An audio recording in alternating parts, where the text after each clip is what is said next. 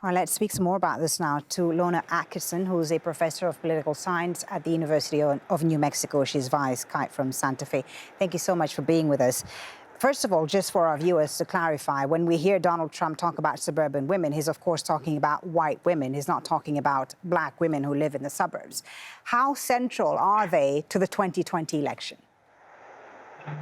Well, women in general are very central to the presidential election because they represent a larger block of voters. They represent a good 10 million or more voters in the electorate than men. And so women have made the difference in a lot of campaigns. And, you know, we focused on them as soccer moms before. Now we're focusing on them as suburban women. Right.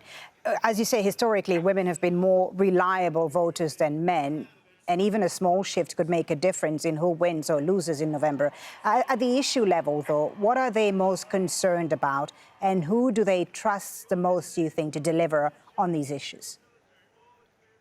Well, you know, in the end, most voters are nature of the times voters. And so COVID is the, overwhelming issue on the table that's right in front of everybody. It's affecting everybody's lives in multiple ways. And as your, pre-interview said, they're focusing on having to deal with their children, their parents.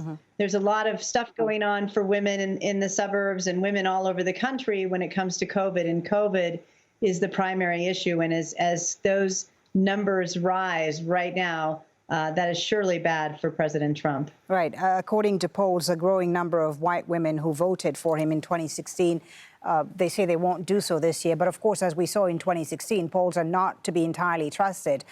What would be the reasons, do you think, behind this shift? Would it be just down to COVID? I think it's primarily COVID and the impact of COVID on the economy. And the negative effects going on in all kinds of different aspects of people's lives. Again, COVID is really what is front and center, and then it is impacting so many other aspects of policy, education, healthcare. What if you need something else?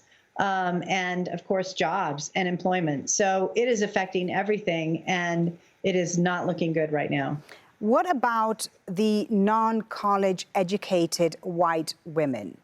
How much are they still behind Donald Trump, you think? Right.